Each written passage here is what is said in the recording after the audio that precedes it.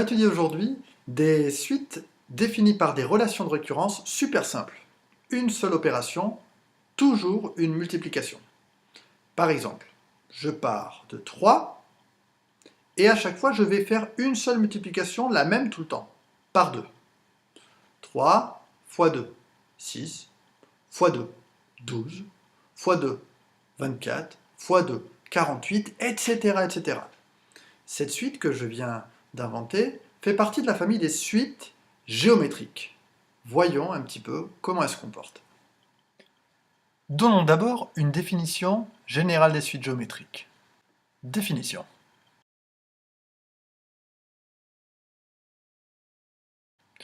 Une suite UN est géométrique de raisons Q lorsque pour tout entier naturel n, on a la formule UN plus 1 égale à Q fois UN, c'est-à-dire le suivant est égal à Q fois le précédent. C'est la définition d'une suite géométrique. Et c'est important de bien retenir ça, parce que parfois on aura démontré qu'une suite est géométrique, et pour démontrer qu'une suite est géométrique, il faut arriver à démontrer que cette relation est vraie, c'est-à-dire que le suivant, c'est le précédent, multiplié tout le temps par le même nombre. Dans mon exemple, je partais de 3, et ensuite je faisais plein de multiplications, à chaque fois des multiplications par 2. 3 fois 2, ça fait 6. Si je continue, fois 2, ça fait 12. Fois 2, ça fait 24. Fois 2, ça fait 48, etc. Celui-ci, c'est mon premier terme, hein, mon terme, indice 0. Ici, j'ai mon terme d'indice 1. Ensuite, le suivant, c'est le terme d'indice 2. Le suivant, c'est celui d'indice 3, celui d'indice 4, etc. Première question que je vais me poser, combien vaut U indice 10? A priori, c'est une suite définie par récurrence, donc il faut que je les calcule de proche en proche. U indice 0 me permet de calculer U indice 1, puis U indice 1 me permet de calculer U indice 2, puis U indice 2 me permet de calculer U indice 3, etc. Donc il faudrait que je calcule U indice 5, 6, 7, 8, 9 et 10. Plutôt que de faire 10 calculs, voyons qu'est-ce qui se passe dans celle-ci en particulier. À partir de 3, pour arriver à 6, j'ai fait une multiplication par 2. À partir de 3, pour arriver à 12, j'ai fait 2 multiplications par 2. J'ai multiplié par 4. À partir de 3, pour arriver à 24, j'ai fait 3 multiplications par 2. J'ai multiplié par 2 fois 2 fois 2, c'est-à-dire 8. À partir de 3, pour arriver à 48, j'ai multiplié par 2 4 fois, c'est-à-dire par 2 puissance 4. 3 multiplié par 16, ça fait 48. Donc, pour calculer le terme de rang 10 à partir du terme de rang 0, je sais qu'il va y avoir 10 flèches. Donc je vais avoir 10 multiplications par 2.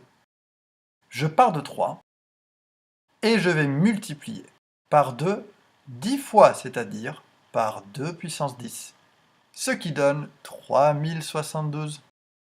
J'ai pu calculer U indice 10 directement, ça veut dire que j'ai trouvé une formule explicite pour calculer directement un terme à partir de son indice n. La formule, c'est celle-ci.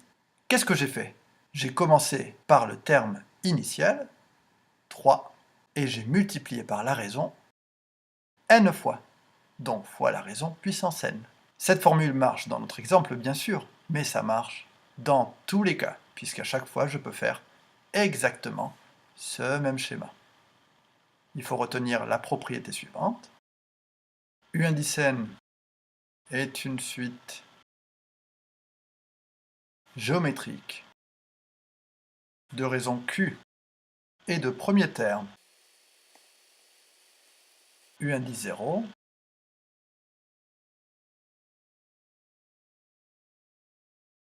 Alors, le terme général U indice n est donné par la formule U indice n égale le premier terme, U indice 0, fois mon nombre de multiplication, Q puissance n.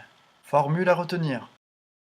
Je souligne aussi terme général, parce que souvent dans les exercices, on vous propose une suite géométrique et on vous demande quel est le terme général. Ça veut dire on est en train de vous demander d'appliquer cette formule. C'est une question de cours. On va écrire une petite remarque. Qu'est-ce qui se passe si la première étiquette n'est pas 0, mais si la première étiquette est 1?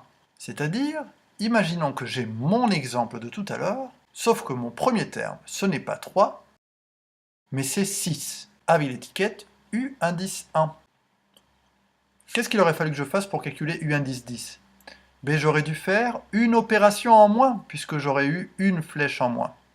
À partir de U indice 1, il aurait fallu que je fasse 9 multiplications par 2 pour arriver à 3072. On écrit donc notre remarque.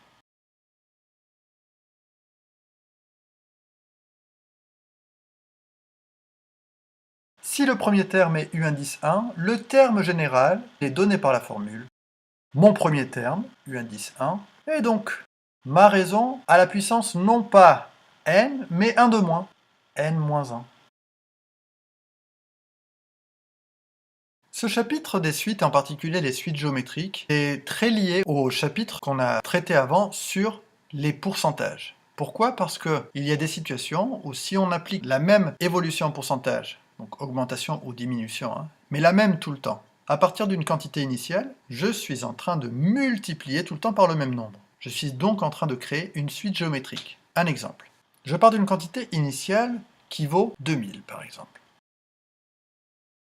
Et je décide que cette quantité, elle va successivement diminuer de 3% tout le temps. Première chose,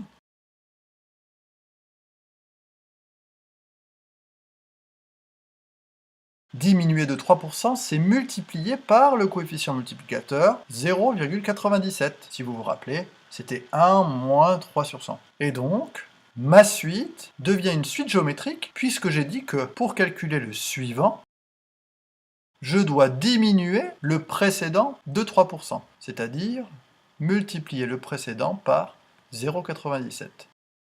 Cette formule, avec une seule multiplication pour passer d'un terme au suivant, c'est une formule d'une suite géométrique. Donc ma suite Vn, elle est géométrique.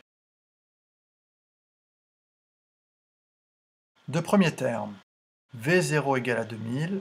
Quand on précise le premier terme, dites toujours si c'est V0 ou si c'est V indice 1.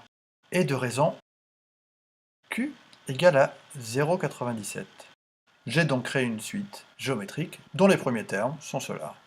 V indice 0 c'est 2000, V indice 1 c'est 1940, V indice 2 c'est 1881,8, V indice 3 c'est 1825,346, etc., etc. Je peux calculer n'importe quel terme avec la formule.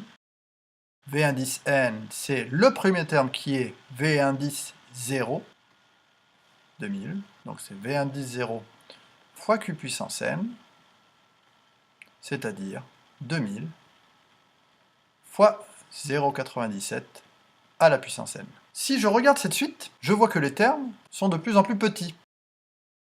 C'est normal, parce qu'à chaque fois, je suis en train de diminuer les quantités de 3%. Donc c'est normal que quand je diminue, elles deviennent de plus en plus petites. On peut remarquer que les diminutions correspondent toujours à des coefficients qui sont plus petits que 1, qui sont compris entre 0 et 1.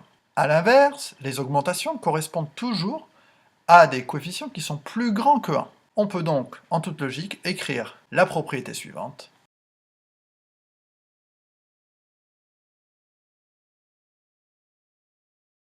U indice n est une suite géométrique de premiers termes positifs. Important, autrement cette propriété n'est plus vraie. Dans ce cas-là, deux possibilités.